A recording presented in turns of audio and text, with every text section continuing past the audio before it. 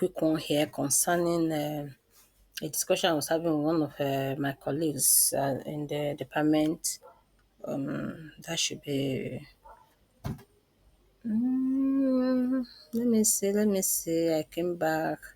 Yes, I came back from Abuja on Thursday. I think it should be that very day. So she was just asking me a question. No, it should be Friday now. I remember. We don't let me say I remember. I cannot say whether it's that Thursday afternoon or it should be yeah, it's Friday morning. Remember we met in the registrar's office. So that was where she was now she has a question. And the question she has is I say that she heard that in that no, the way she asked it was that is now a real university, just being careful and cautious. Is it a government owned? And I said, but it's a federal government university. So she said, I said, because some of her friends are asking, have you ever seen any lecturer in noun? Have you ever seen their lecturers? If a noun is a real university and all of that. And I laugh because I found it funny, and I just had to educate her. And I told her, see, the way University of Benin is a federal university, that's the way National Open University is a federal university. The only difference is that we use the ODL platform to reach out to students, so we are non-residential. So you cannot see students milling around us like that. But that this is a university that's also accredited by NUC. I mean, I came from another university now, but the things I'm teaching, I mean, it's so funny. I had to be telling them in my department that sincerely some of the things they are doing. Maybe anyway, the university has the right to adjust to suit itself the way it wants to do. Basically, using the NUC the NUC benchmark. Anyway, it's supposed to be a minimum standard, but I found that the syntax I teach in now is a bit higher than what I met here. But I think what they try to do is to spread it. Like we don't have 300 level syntax in now, but I think what we do as a 200 level is what I've been moved to 300 level. And then what we do actually as a second semester 200 level, I found that's what is being taught as 200 level here. Um, I don't know, but that university has the right to decide the way it wants to do. But essentially, it's the same content that we have, because everything I've been, whether as masters or PhD, everything I've been given to teach, there are things. Maybe at times it's not exactly what I'm teaching, but in my specialization, of course, with versatility, I should be able to adjust to these little changes. Maybe I'll be teaching a particular course, but now I came here, they have need in this particular area that I see in language, so I was given a course to teach. But to get back to the question, so what am I saying here? The point I'm making is this, that let us not be misled. National Open University, the difference, the curriculum content is the same. Is what NUC approve, and that's why we are getting accreditation. Like my department of English in now, this year we are due for accreditation with national I mean the National University Commission. We are due for accreditation with NUC. Uh, uh, I hope I sincerely hope I got that right. We are due for accreditation this year. We how do I put this now? It's the same curriculum content from first degree to PhD. That's the truth. What like I said, maybe it may not be exactly the course. Like I teach syntax and phonology and the research in in now. But here now have been made, of course, not for but be when I saw our postgraduate students are struggling, I've actually moved fully into postgraduate teaching in now. But here now I had to teach undergraduate, and that's how I discovered that what actually I was teaching at 200 level is actually my second semester 100 level in now. But it's the same content, though it doesn't bear the same, though it bears the name the title of what we have in second, I mean, in 200 level, but I found that the content that was given to me is actually what I was teaching. I think I've taught that course once, is a 100 level, but eventually I had to look through the whole curriculum and I saw everything actually is captured. Only that they readjusted. We follow strictly the way NUC gave it to us, but they readjusted it to probably to fill in the gap. Like when I was designing the CCMA syntax, I made sure that we have a 600, I mean 300 level course because we didn't have at all in now. So I made, so that must probably have been informed the adjustment that they to me, but all the courses are there. So like I'm saying now, all that I had to do is exactly the same course title, maybe a bit modification, a bit addition, a bit expansion, or whatever they might have done. Like we to when we give our course content to people to write for us, they actually do a lot of course we have to approve. They do a lot of fleshing up and all of that because it is what NUC gave us, that maybe we add oh, this is not there, let's add it, it's supposed to be there because you're a specialist in that field. Because I remember when I came to now, the first thing I did was to the first thing I did was to actually look and critique the curriculum. The first conference I attended in India, and then I worked on the curriculum. Then when I had the opportunity, I became the head of the unit. I was able to actually adjust the curriculum to what I think it should be. The way I understood, having been trained as an English specialist. So I did that, of course, with the approval of the departmental, we call the unit there board, and of course passing through all the processes and all of that. So that way we're able to have what we have today in the department. Of course, like by grace of God, I was also able to develop the PG programs, the PhD, the masters and the PhD for the unit when I was the head then. So that it was a bit forward looking. But when we had developed something, then when they benchmark, I remember the first time I we go to Abuja, my mentor then, late Professor Adu, was to actually he was the dean of PG school then.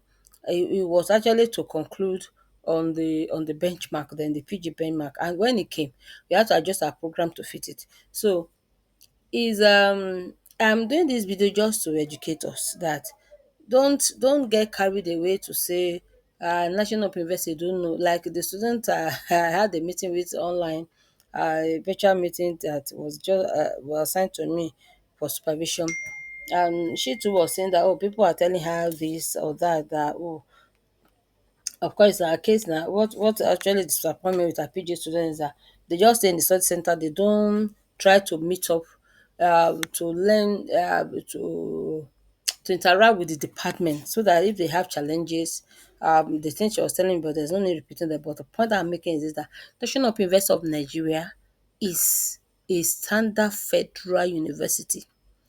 It is being what was it called now? It is being overseen, or how do I put that now? Yeah, it's being overseen by the NUC. So do not uh, do not get carried away to think that it is one straight university.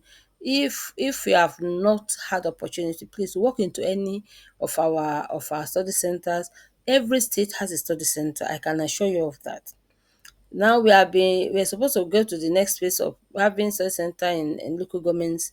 I don't know how far we have gone with that because we have about, at least I am aware of 120 study centers, maybe more. But I can assure you, if you go to your state capital, you can go there and ask questions. You can also check online on our website. You will see our curriculum.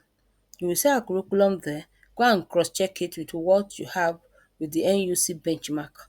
So yes, we don't have lecturers on ground the way you have in the other universities, but we actually have more lecturers. You know why?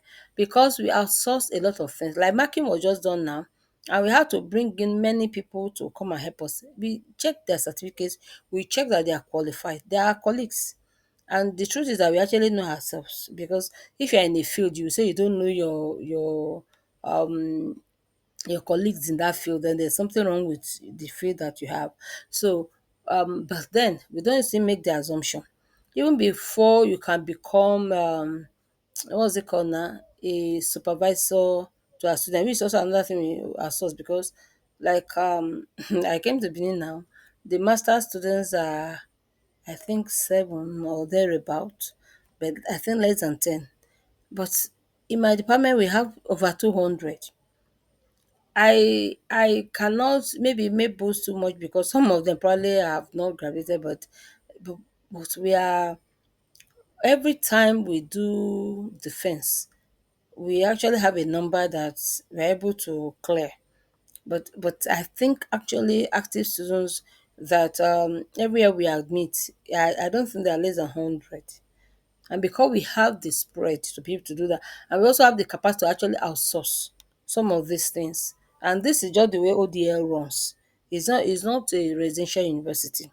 Maybe somebody in Uniben now, you cannot go and be invite somebody else from Eboma to go and be teaching your students, except there's an adjunct position, or I think when we had shortage, I remember the first phase of Japa then when I was doing my masters, when many of the lecturers are leaving the country, the way we also had this thing happening recently, we had to have my masters, we had to be outsourced to linguistic department then to go and be doing some of our courses there because essentially it's the same. It's just that in our case it's being applied to a particular language. Then of course the way to be approached in that application will be different from the people that are doing it, maybe applying to another kind of language. Then we have adjunct lecturers, and that was why when I talked about my supervisor during my inaugural lecture, late Professor Wale Oshinsowo, that was how actually he came into the department, because then my supervisor then that was actually assigned was later Mayu, that dedicated my book on phonetics and phonology. He never actually, apart from, I can't say, I think just taught me phonology.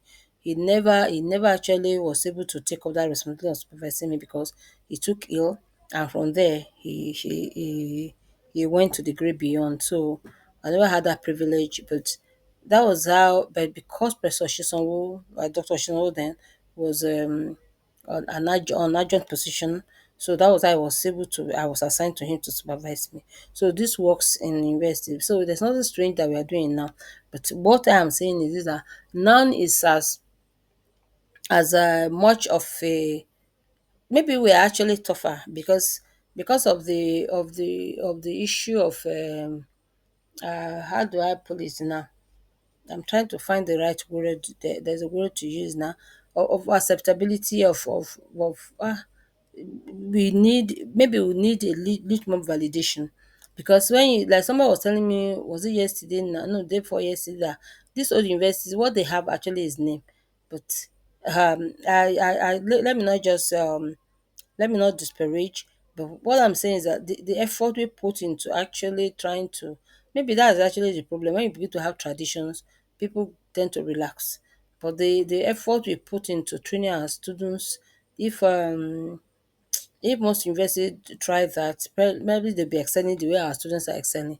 I've mentioned it before. Our students are actually flying high in the law school. Um, I've seen many of my students from now actually getting admission to study abroad, which maybe some other universities the student may be having to struggle. But because of the intensity of our programs, then they tend to excel. So let me just say it. But of course, it's also convenient for people because you can now work and be able to see do your program. Uh-huh. So that's it. That's the advantage. But basically, the curriculum is the same, and that's why when we have NUC accreditation, we go through the same rigors, and like I was saying telling the person, I said when people say that President Basajo was like some people been say, you put that shame. I say it is not true. If you know the rigors he went through to acquire a certificate, then many of you will not even be able to try it. So, and that is just the nature of the university. The only thing is that we are not residential, but the curriculum that we actually we give to our students is the same. And then there's even the quality setting that our course materials have to be gone through many processes of validation, of verification, so that you can see that the content we even give them is actually top notch. So don't continue to say that, oh, what is a national university like? National university is a national treasure, like Professor Bakari was saying, and it is a federal university in Nigeria. So, and that's why our visitor, if you know, if you are watching of our convocation, our visitor has been the president. Of course, it may send somebody to represent him, but it is always the president. So, do not think that NOUN is less than any other university. I actually think that it may actually be higher in terms of quality of what we deliver than most universities. So thank you very much. So guys, don't forget to subscribe now. This thing nobody will ask you to pay. Just subscribe now. We have more contents. I'm trying to see how I can do to actually be making sure we have regular videos on all these topics. I've shared them, all the topics I want to be taking care of every week. So subscribe. You're going to get value. Yes, you get value for your time and your data. Thank you very much. God bless you. So see you in the next video. Share, like, and if you have questions, please ask in the comment. I'm going to, you can engage. I'm going to tell you more of what you need to know. God bless you guys. See you all in the next video. Yes, National Professor of Nigeria. God bless you guys.